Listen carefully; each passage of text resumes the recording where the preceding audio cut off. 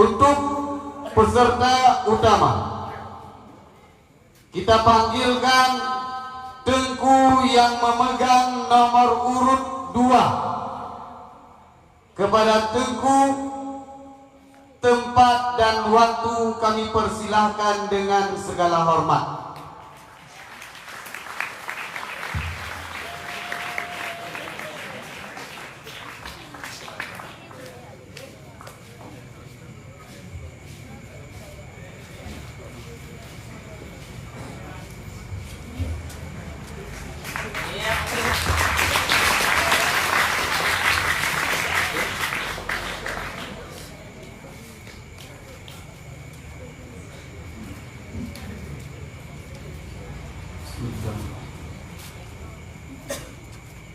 Assalamualaikum warahmatullahi ta'ala wabarakatuh.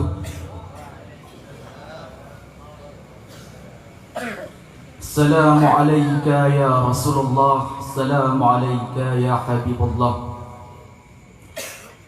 Alhamdulillahilladzi wa kafa, wassalatu wassalamu ala rasulihin nabiyil mustafa wa ala alihi wa sahbihi wa man ihtada. Amma ba'du. Faqala Allah Ta'ala fil Qur'anil Karim, Bismillahirrahmanirrahim. Ya ayyuhalladzina amanu in tansurullaha yansurkum wa yuthabbit aqdamakum. Qala an-nabi sallallahu alaihi wasallam fil hadis, kullukum ra'in wa kullukum mas'ulun an ra'iyatihi. Kata ta'zim kepada alim ulama, mutaqaddimin mutaakhirin uzzamanin. Kata ta'zim kepada Abu almarhum, Umi almarhumah, Abi dan Abu Mahdi yang ada di Kubah. Doa yang dapat kita kirimkan, Allahumma ghfir lahum warhamhum wa'afihim wa'fu anhum. Kata kemuliaan kepada ayahanda kita bersama, Abu Pimpinan Dayah Darul Ma'arif dan Dayah Darul Ma'arifah beserta keluarga, semoga limpahan rahmat menyertai beliau.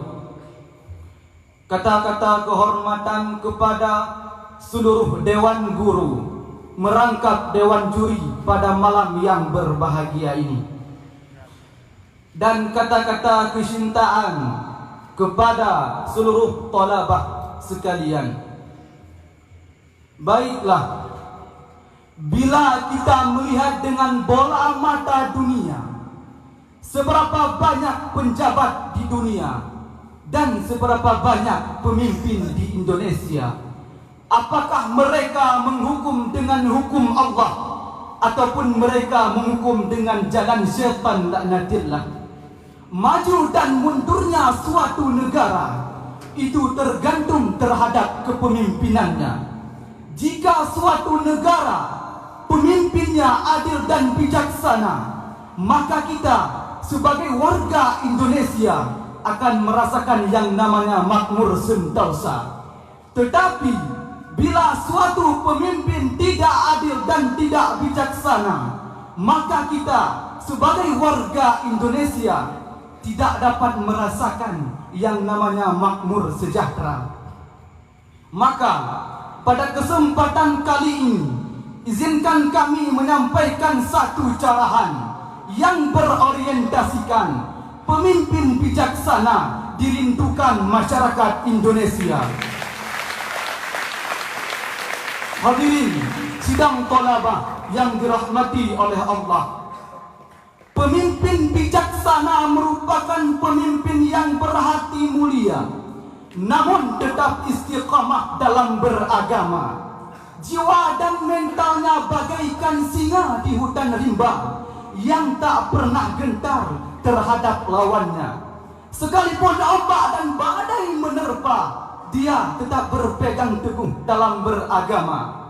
Pemimpin yang memiliki sifat amanah serta tidak serakah, kendali emosinya selalu diasah dan tak pernah berkeluh kesah. terhadap rakyatnya yang susah.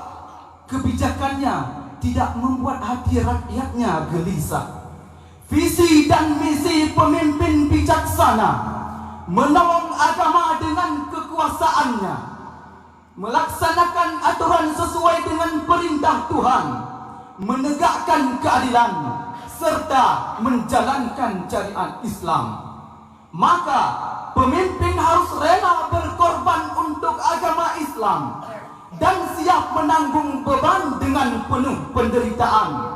Walaupun nyawa di ujung pedang, jangan pernah gentar dan goyang, karena kita berada di bawah naungan Tuhan. Yakin dan percayalah, orang-orang yang mau menolong agama Allah, Allah akan menolong orang tersebut.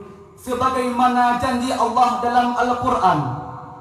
Bismillahirrahmanirrahim. Ya ayyuhalladzina amanu in tansurullaha yansurkum wa yutsabbit aqdamakum. Wahai orang-orang yang beriman, kata Allah, jika kalian menolong agama Allah, niscaya Allah akan menolong kalian, dan Allah pula yang menetapkan kedudukan kalian. Hadirin yang mulia, rasanya tidak adil bila orang diberi lidah cuma mampu berzikir. Bagaimana dengan orang yang diberikan kekuasaan? Manalah mungkin seekor gajah akan dianggap sama melakukan perbuatan dengan seekor semut? Tentu tidak, wahai saudara. Semakin besar rahmat dan nikmat Allah curahkan, semakin besar pula tuntutan Allah pada diri kita. Bagi fakir dan miskin, orang yang sakit, dia cukup mengucapkan alhamdulillah. Tetapi bagi orang yang memiliki kekuasaan, dia mesti bersyukur dengan apa yang Allah pinjamkan. Kekuasaan yang engkau miliki bukanlah suatu kemuliaan, melainkan satu titipan dan ujian. Kekuasaan yang engkau miliki bukanlah suatu hadiah, melainkan satu tanggung jawab dan amanah. Sebesar apa kekuasaan yang kita miliki, sebesar itu pula tanggung jawab yang akan kita hadapi.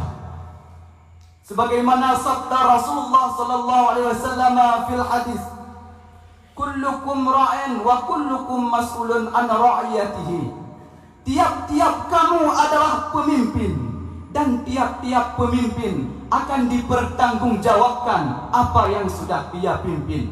Hadirin sidang thalabah yang mulia, maka pemimpin harus berlaku adil agar tidak berperilaku bagaikan kancil yang suka usil, yang ingin mempermainkan hati rakyatnya yang kecil. Wahai pemimpin umat Islam, kami rindu akan kejujuran, kami rindu akan keadilan yang dulu pernah engkau ucapkan. Sebuah janji kesejahteraan, tapi janji itu tak pernah kesampaian. Karena mengapa dan kenapa? Karena engkau sudah terbujuk oleh rayuan syaitan. Sebagaimana janji Allah dalam Al-Quran. Bismillahirrahmanirrahim. Wala tattabi'u khutuwati syaitan. Dan jangan engkau sekali-kali mengikuti jejak syaitan. Innahu lakum aduwwum mubin. Sesungguhnya syaitan itu musuh yang nyata. Hadirin yang mulia, bila kita mengingat sejarah lama tentang tragisnya G30S PKI Indonesia, pada masa Bapak Soekarno-Hatta, Indonesia mengalami duka yang sangat luar biasa, bahkan tidak ada dalam sejarah dunia.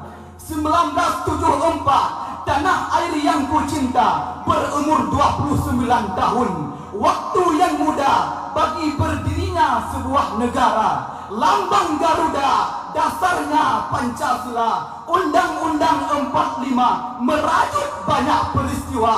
Keperalihan kepemimpinan yang mendesak, Bung Karno diganti oleh Pak Harto dengan dalih keamanan negara. Pembantaian 6 jenderal, 1 perwira, 6 jam dalam 1 malam, mati dalam lubang tak berguna. Tidak ada dalam perang Mahabharata, bahkan di sejarah dunia, hanya ada di sejarah Indonesia. Kami bangga kepadamu pahlawan yang gagah berani dalam berjuang. Revolusi tergaung hingga ke awan, siap mati bukan sebagai pecundang. Negara pun bangga kepadamu pahlawan yang tak pernah gentar oleh segala ancaman. Meskipun komunis PKI menuntut keadilan, kesatuan dan persatuanmu tetap dipertahankan. Inilah kisah yang disampaikan oleh seorang petani Bojong Sari yang menghidupi mimpi dengan padi yang ditanam sendiri. Hadirin sidang tolabah yang dirahmati oleh Allah, bila kita mengingat sejarah lama, kita cuma bisa bersedih dan berlinang air mata. Kita tidak bisa berbuat apa-apa karena sudah terlanjur kejadiannya. Hadirin yang mulia, beralih kepada kepemimpinan Aceh yang gagah perkasa, yaitu Sultan Iskandar Muda yang lahir pada tahun 1590 Masehi, merupakan anak dari seorang Laksamana Muda Maharaja Mansur Shah dan Putri Raja Indrawangsa. Iskandar Muda merupakan pemimpin yang berani, adil, tegas dan bijaksana. Beliau disifatkan sebagai Raja Sumatera karena pada masa beliaulah kerajaan Aceh sempat menguasai dunia dan lebih separuh pulau Sumatera. Beliau juga berhasil menghantarkan kemajuan Aceh ke zaman saat ini yang kita rasa. Sebahagian besar pulau Sumatera, sebahagian besar semenanjung Malaysia. Sistem perdagangan beliau sangat baik dan sangat luar biasa, sehingga sulit diganggu oleh siapa saja. Sebagaimana firman Allah dalam surah Al-Qasas potongan ayat 26 yang berbunyi, Bismillahirrahmanirrahim. Inna khaira man ista'jartal khawiyul amin. Sesungguhnya orang yang paling baik engkau tugaskan ialah dia yang kuat lagi terpercaya. Hadirin sidang tolabah yang mulia, Iskandar Muda pernah berkata, manusia sering mencari sesuatu yang tidak dia miliki, menginginkan sesuatu yang sulit terjadi, mengharap sesuatu yang tidak pasti, karena mereka selalu yakin bahwa saya bisa menggapainya sendiri. Hadirin sidang tolabah yang dirahmati oleh Allah, dari carahan di atas dapat kita simpulkan yang bahwa kita simpan di dalam pikiran, kita tanamkan di dalam lubuk hati yang paling dalam. Seandainya kita menjadi pemimpin yang akan datang, laksanakan sesuai perintah Allah, jalankan sesuai syariat Islam yang kafah. Jangan pernah takut mengatakan yang benar walaupun itu menyakitkan. Jangan pernah gentar mengatakan keadilan, karena itu dirindukan oleh umat Islam. Mereka rindu akan kejujuran, mereka rindu akan keadilan. Maka kita sebagai pemimpin yang akan datang, jangan pernah hilangkan sifat kejujuran dan sifat keadilan. Sebagaimana pepatah mengatakan, jangan takut keluar malam, cahaya terang bulan purnama. Jangan engkau takut menegakkan keadilan, surganya Tuhan menanti Anda. Hadirin sidang tolabah yang dirahmati oleh Allah, Indonesia sekarang bersedih saudara. Agama ditinggalkan, trending dikedepankan, harta menjadi pahlawan, ulama menjadi tindasan. Seorang pemuda yang berasal dari arah selatan sana pernah berkata tentang kesedihan Indonesia, duhai pemuda, Indonesia pada tahun 1945 digelar dengan negeri Pancasila, berlambangkan burung Garuda, berhakikat Bhinneka Tunggal Ika. Akan tetapi Indonesia pada saat sekarang ini digelar dengan negeri Konoha yang dikabarkan berita sedih permainan sepak bola, detik-detik masyarakat gundah gulana, disitulah para penjabat merajalela.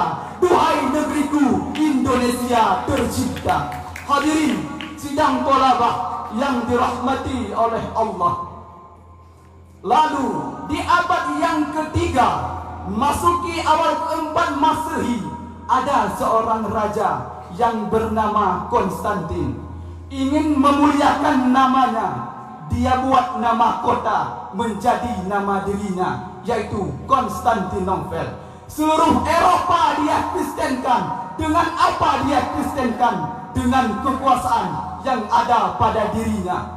Lantas, mengapa kita sebagai orang Islam terlalu yakin dengan kalimat La ilaha illallah Muhammadar Rasulullah, padahal kita tidak pernah berbuat apa-apa untuk agama Allah? Bila kita mata diberi, maka mata yang dipertanyakan. Bila kita diberi telinga, maka telinga yang dipersoalkan. Mungkin hanya ini yang dapat kami sampaikan. Lebih dan kurang kami mohon maaf. Assalamualaikum warahmatullahi ta'ala wabarakatuh.